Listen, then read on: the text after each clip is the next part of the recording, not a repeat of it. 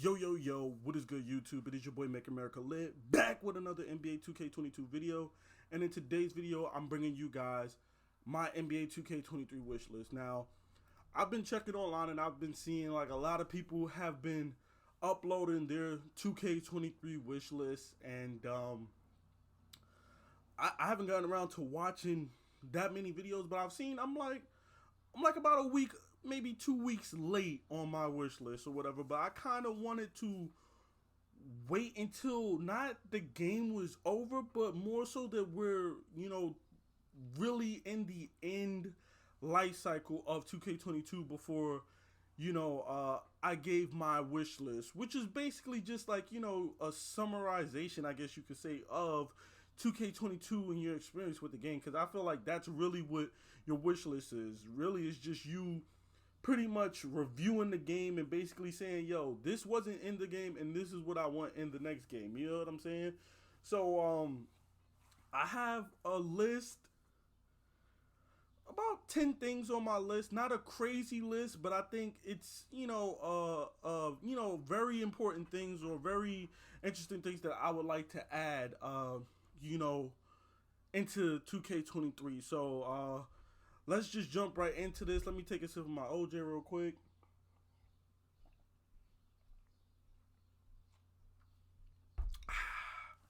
Oh, man. Excuse me. So, starting off on the list, I would say the very first thing I want would be better servers. Now, I've been playing NBA 2K since the original 2K on Dreamcast. I've been playing 2K online since NBA 2K8 on Xbox 360. I can honestly say that this has been the best year as far as servers go. This has probably been the best year that I've seen 2K as far as online gaming goes. And this includes all of the modes. This includes Park. Even though I didn't play a lot of Park this year, this includes Park. This includes Pro-Am. This includes Rec. This includes My Team Online and Play Now Online, which I really didn't play much of Play Now Online. I probably got about like 15, 20 games played. And I usually get to like the third or fourth tier in Play Now Online. But this year I really focused on, my career. And then I played about maybe 2.5 seasons of My Team. But the point is, I played pretty much every single mode online except for like My GM Online and like My League Online. Those are the only things I didn't touch on the online side of things. But My Team, I played online. Play Now Online, I played online. And My Career, obviously, Rec and all of that stuff like that, I played online. And I can honestly say the servers weren't that bad this year outside of a few issues and hiccups. The glitch where you get thrown into different games as your friends. And like, you'll be shooting a jump shot in your game, but in their game, they're saying you're inbounding the ball or some crazy shit like that. I had that glitch happen to me maybe once or twice, but that didn't really last long. And I think it only happened once or twice, and after that, it was never an issue. I'm trying to think what else. There was a point in time for maybe a week, maybe 2 weeks, where the very first game that I played in Rec, it would always end in me getting kicked. So I would get a group of guys or my friends together, we would go into a lobby, we would play a Rec game, and at the end of that first Rec game, I would always get an error and get kicked. I wouldn't get no rep, no VC, no nothing. So that very first game I always played was always basically a charity game because I didn't get anything for it. It didn't save my stats, my VC, nothing.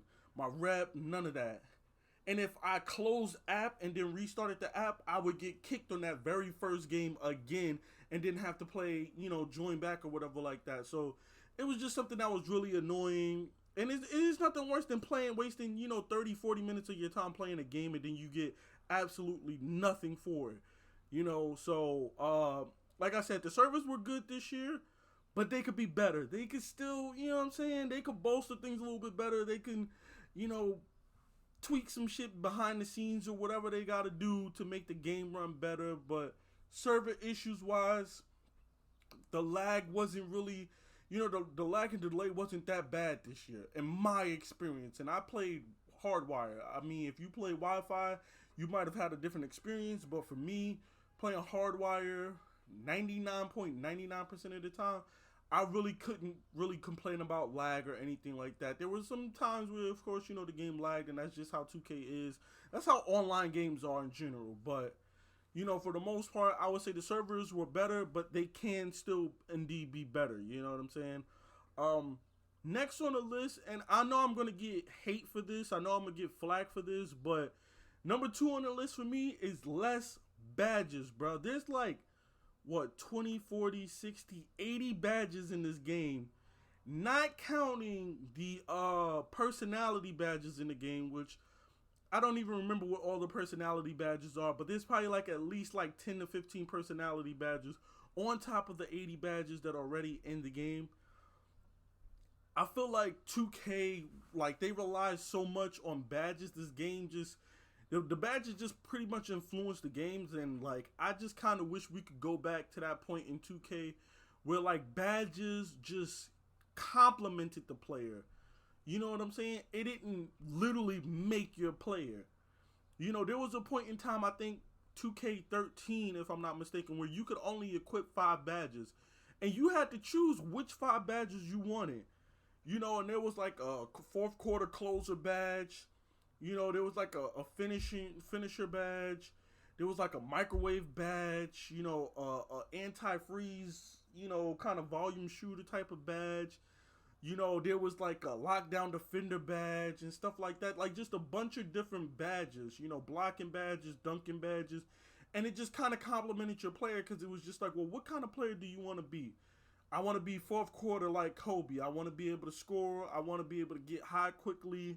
You know what I'm saying? I wanted to be a sharpshooter, like Ray Allen, and get quick, heat up quickly and hit quarter threes and stuff like that. Or, do I want to be like a mid-range maestro kind of guy, like a Brandon Roy or a Kobe Bryant?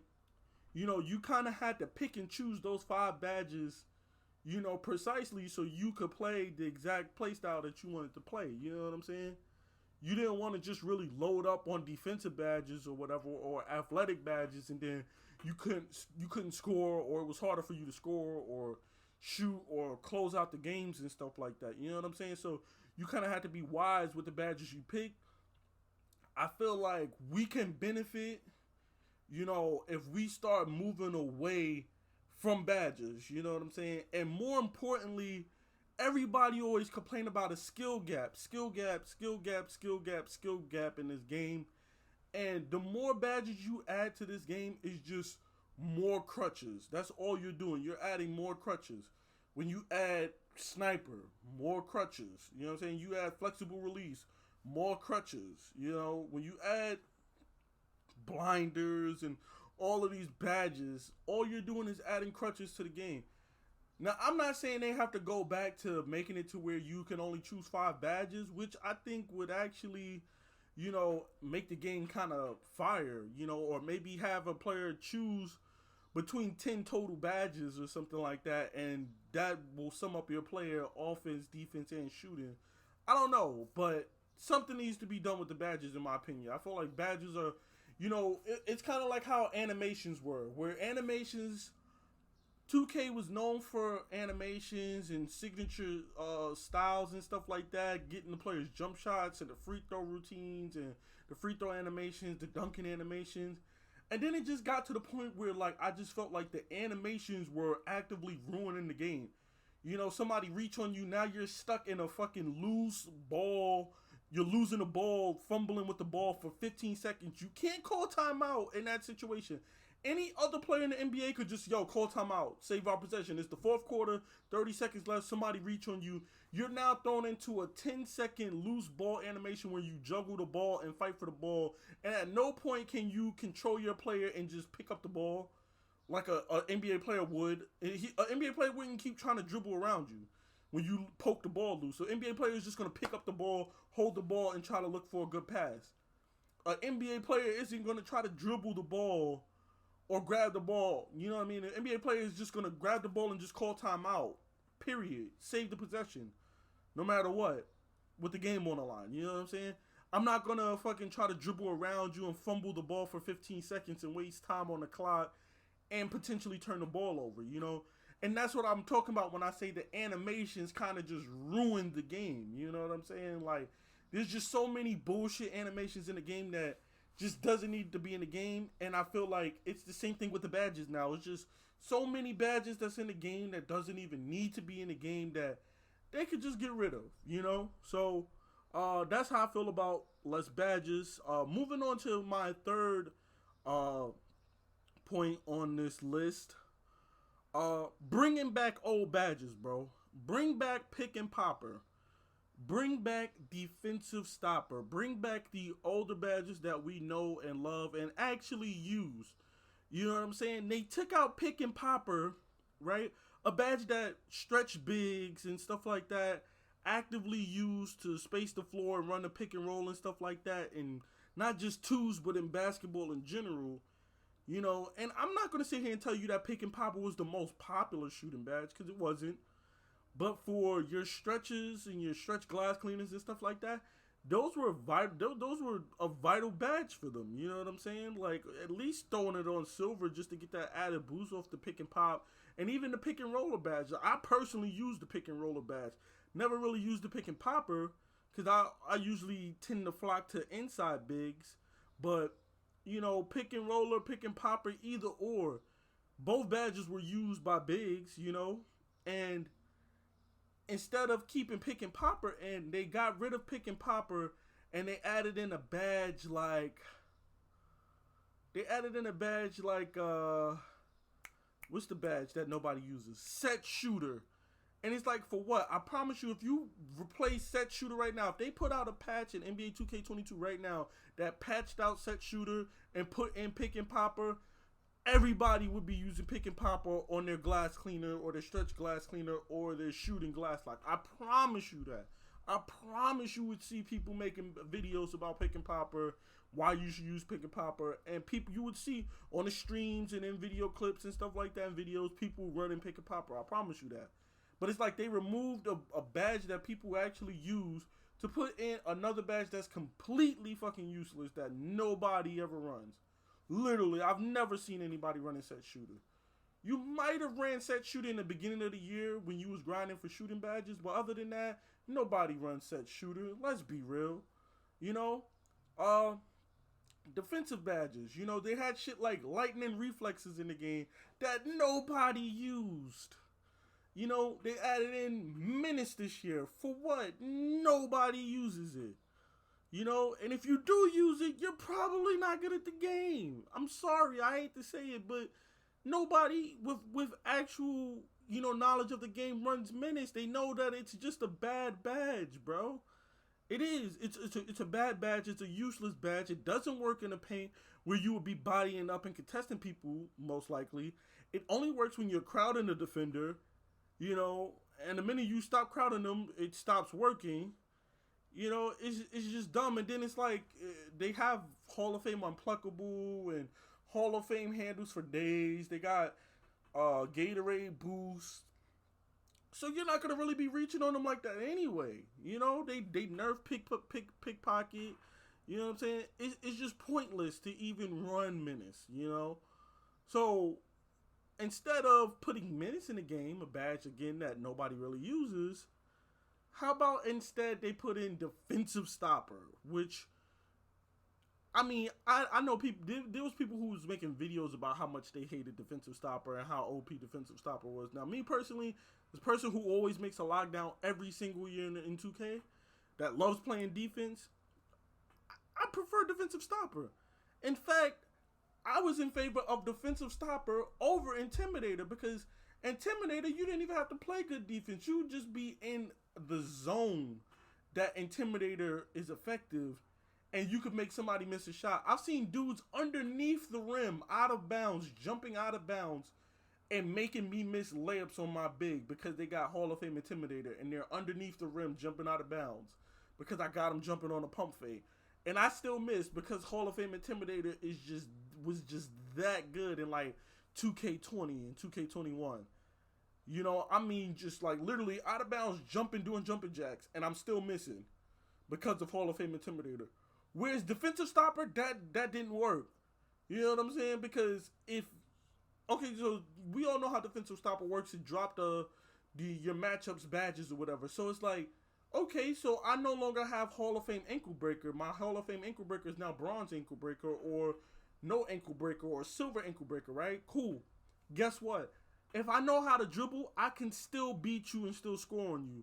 Whether you drop my badges from Hall of Fame to gold, silver, bronze, or you remove my badges completely, if I can still beat you off the dribble, then I can still score on you. Versus a badge that's literally saying, hey, look, it doesn't matter if I play good or bad defense. If I'm in this circle and you're within this circle, you're going to miss a shot or you're more likely to miss a shot because that's what Intimidator is. And that's what Intimidator does.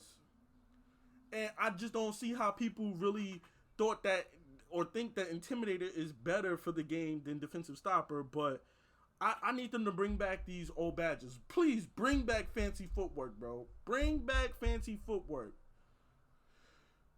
Either bring back fancy footwork or, you know, I don't know, another badge like fancy footwork, but we need fancy footwork back in the game, bro. Euro steps, like, are just pretty much useless unless you have, like, a high tier of unstrippable.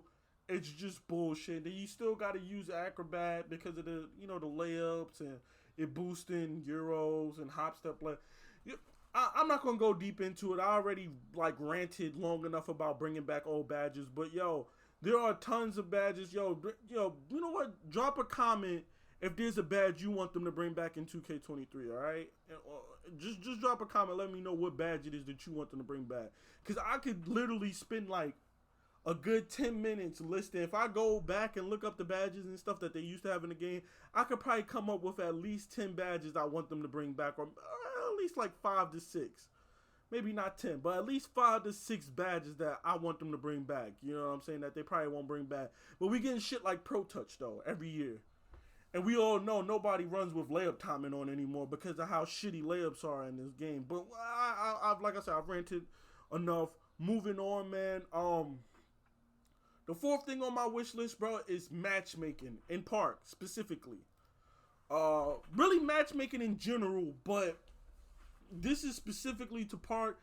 I want better matchmaking in Park, and more importantly, I want them to get rid of records. Now, I say that as somebody who don't really like Park, don't really play Park. I probably have about 500 games played in Park, and I know people are like, yo, how you saying you don't like Park if you got like 500 games played? But trust me, I'm literally like at like 900 something games of rec. Now think about that. Think about how much rec games that is. That I'm playing 40-minute rec games over playing like a 5-minute Park game. And I'm damn near at like 1,000. I think I'm at like 983 something rec games. And I hold a decent win percentage to say that I play solo. I'm at like a 65 win percent in rec, and I'm at like a 63% win rate in Park. So it's not like I lose a bunch of games or I'm constantly losing or whatever. I got like a 30 win percent or a 10, 20 win percent. I'm like, yeah, get rid of records. But just the records kind of ruined 2K, because I remember in NBA 2K16 specifically, which I think that was the year. I don't think people had records in 2K16. I think 17 was the year that you could see records. But 2K16, people weren't checking for records. Yo, people was just like looking at your rep. Yo, like he a legend 1. Chill. I ain't playing with him. I ain't playing against him. You know what I'm saying? But you still had people who would just hop on and play. And I just miss those days. And anybody who played the older 2Ks, 2K15, 2K16, 2K17, from that golden era of 2K, they will tell you they missed the days where they could just hop in the Park and just get on the spot and just play a game, bro. Where you didn't have to wait 20 minutes. Like, literally, I get on a 2s court with somebody and I'm playing with a complete random. We win, and then we have to sit and wait 40 fucking minutes to get another match. 40 minutes. And I'm by no means a god in 2K. I'm by no means crazy goated. I don't have an 80 win percent or 90 win percent, bro. So there's no reason for people to be ducking me. I've only hit 40 like 2 times. So if you check my name, you will only see 2 stars. It's not like I'm a legend or I got 3 stars, 4 stars, 5 stars, or some shit like that. There's literally no reason for them to not be. And usually the randoms I'm playing with haven't even gotten this star. They haven't even hit 40 yet at all in 2K22. And it's like you still spend 4 years waiting for a game because everybody's afraid to get on. It's just motherfuckers just sitting idle in the park, checking everybody's record, checking everybody's stats, checking everybody's build, checking everybody's rep. And it's just like, bro, like whatever happened to the days of motherfuckers just hopping in the game and just getting on a random court. I forget which. I think it's Old Town because I was an Old Town flyer. I think it was Old Town that had the one court that was the random courts that didn't have squads, right? Because every park had like a special thing. Like Sunset had like the 4v4 court. Old Town had the random court, and I think Rivet had like the more twos court. Like they had 2 twos court instead of just 1 twos court or something like that. Or maybe Sunset had more twos court in the 4v4 court. I don't remember. But I just remember one of those parks specifically had the random court. And that shit was always valid for a game. You was able to come there and get a game no matter what, bro. You know, and I just miss those days of just being able to get on, hop into the park, hop on a spot with some bum ass randoms, and just have a good game, bro. Just enjoy playing the game. The game was just fun. But it's just like, bro, people care about their records, and it's like, you go this hard for a record that won't even matter in 8 months because you're gonna be on to the next game. You know, so it's just like, yo, fix the matchmaking in Park, get rid of the records, bro. Make 2K fucking fun again. Make Park fun again, bro. Now moving on to my next point, which I don't even know if this is next point. This is kind of the same thing, but I'm gonna say it's another thing. Number 5 on the list, better rec matchmaking, and more importantly, I want matchmaking based on party size, bro. Okay? You know what that means? That means if I have 3 people in my squad and I go into the rec, match me against 3 other people who got 3 people in their squad. Give me 2 randoms, give them 2 randoms. That's fair. If I go into rec with 4 people in my squad, match me up against a squad of 4. Give me a random, give them a random. If you go into rec by yourself, then it should put you in a squad of fucking randoms against a squad of randoms, bro. If you go on with one other person and there's 2 of you in the squad, then put us in a team with 2 other people that's in a squad in a random, and then match us up against 2 squads of randoms on the other team, and then give them 1 random. That's what I want to see in matchmaking, and to be honest, that's what I want to see in matchmaking online, period, no matter what game I'm playing. Whether it's 2K, whether it's overnight. I said overnight. Yo, I'm bugging. Whether it's 2K, whether it's Overwatch, whether it's Paladins, whether it's, I guess Fortnite, that kind of really defeats the purpose, but Rainbow, whether it's Call of Duty, you know, just online matchmaking in general, bro. I'm tired of going up against stack squads. I'm tired of going in rec solo and happen to get put against a fucking 5 stack squad running 2, 3, 5 out offense and shit, bro. It's just age, bro. It's just age, especially if you're getting put on a team with randoms that don't know how to beat a zone. They don't know how to have somebody sit middle. They don't know how to space the floor.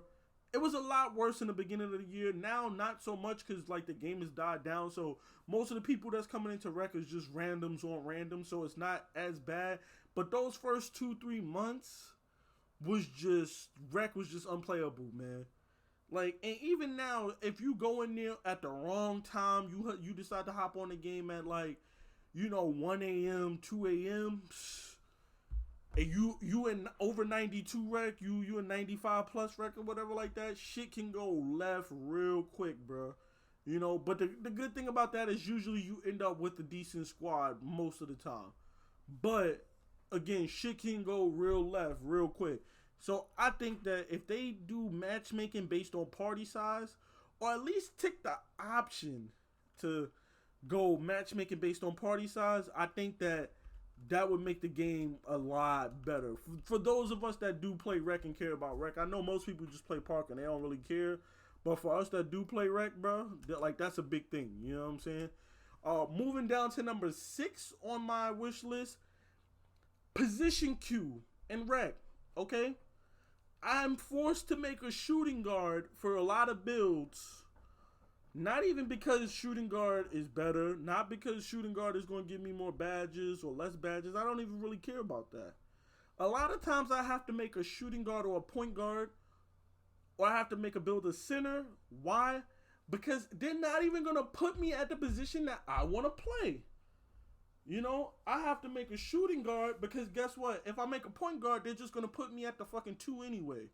You know, what is the purpose of me making a 6'4" play shot, and then you put me on a team with 2 other play shots, and now I got to play the small forward position at 6'4", and I'm getting matched up against like a 6'7" perimeter lockdown, pure red lock. Like, you know what I'm saying? And then I spend the entire game fucking in a corner with some fucking sweaty fuck just holding L2 on my body, just holding me hostage in a corner.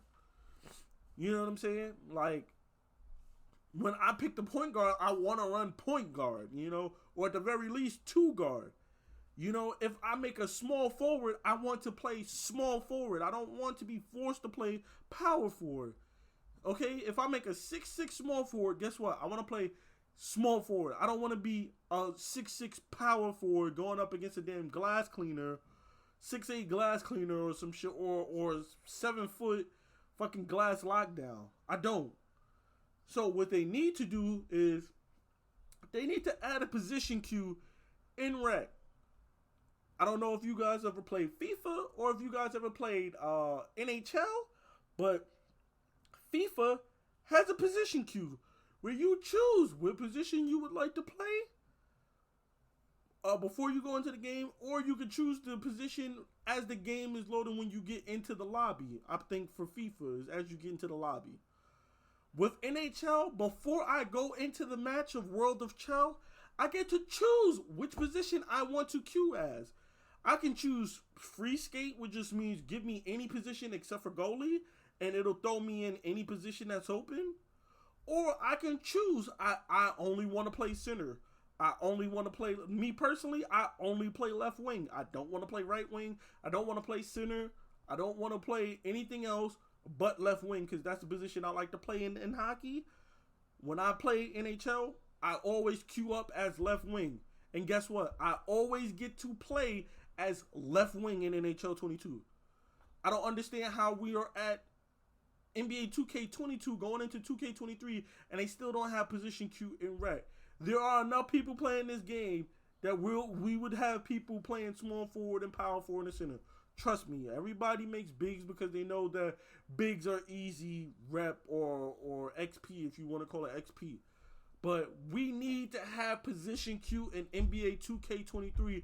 It is literally a fucking tragedy that we can't queue up and only go in as a point guard or a small forward or power forward. Let us choose 1 or 2 options. First option, point guard. Second option, shooting guard. Okay, we will only throw you in this game if you will be slotted at the point guard or shooting guard position. Period. Will times be a little bit longer to wait for a game? Sure, but you know what? I am okay with that. If I slot up and queue up as small forward shooting guard, then try to put me in a game where I'm small forward first. If you can't find no games available where I can be small forward, then put me in that shooting guard. Or if I choose power forward, put me in that power forward. But don't just force me to be the power forward and I'm a 6'5" small forward, 6'6" small forward. Like, don't put me at small forward and I'm a 6'1" play shot. Like, nah. Fuck that. Like, it ruins the game. It ruins the lineup. It's just ridiculous, bro. It is. It is really ridiculous, bro. And the amount of times that has happened to me throughout the year where I'm put at small forward on a point guard, like, it's just too much. So position Q definitely needs to be a thing that we see in NBA 2K23. That's something that I want to see badly. Number 7 on the list. Better defensive balancing primarily badges, bro. Now, I kind of spoke on this when I said bring back badges, but, you know, they nerfed defense. Defense was fine the way it was in the start of the year. Obviously, there were certain badges that needed to be patched or you know, fixed. Like, Unpluckable just did not work, and there was no point in running Unpluckable for, like, the first month, because you could run Hall of Fame Unpluckable, and it just did not work, and you were still getting ripped.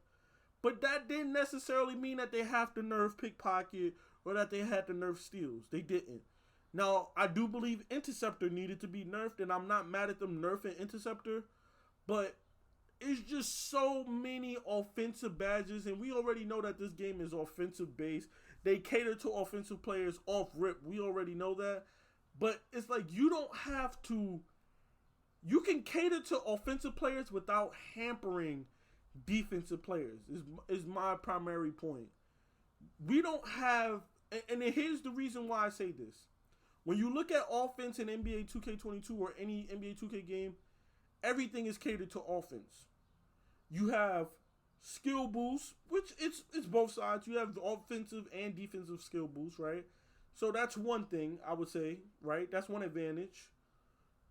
You have Gatorade for like stamina and stuff like that, but that works on defense too. So again, that's both sides, but that's still another advantage.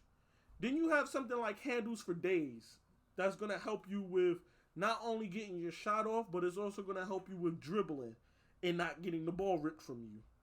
Then you're going to have Unpluckable. That's another badge that's going to help you with dribbling and not getting the ball ripped from you. See where I'm going with this? Then you also have Hot Zone Hunter, a badge that's going to help you with hitting shots. Then you have Sniper, another badge that's going to help you with hitting shots. Then you got Blinders and Deadeye, you know, and Volume Shooter and Green Machine. You have all of these badges that all of their job is to do is to help you hit a shot. Now, look at the badges on defense and show me what badges help you just get a steal. You got Pickpocket and you got Interceptor. That's it. You got two badges. Two badges. One of those badges worked really, really well in Interceptor, but you have two badges. That's it. Compared to the offensive side of things. You have two badges that help you get blocks. Three if you want to count Pogo Stick, which I won't count Pogo Stick. Because Pogo Stick is more just so a badge for you to get a contest. It's not really so much for you to get blocks. But you have two badges to help you with getting blocks, which is Rim Protector and Chase Down Artist.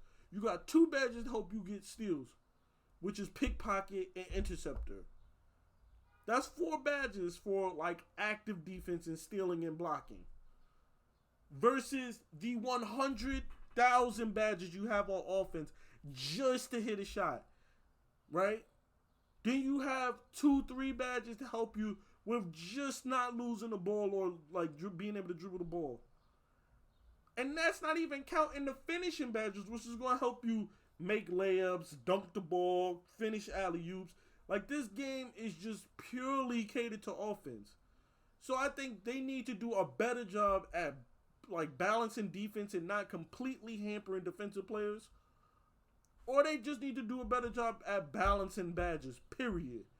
But something needs to be done, man, because it was like the game was basically perfect. Like, anybody can shoot from anywhere with any rating.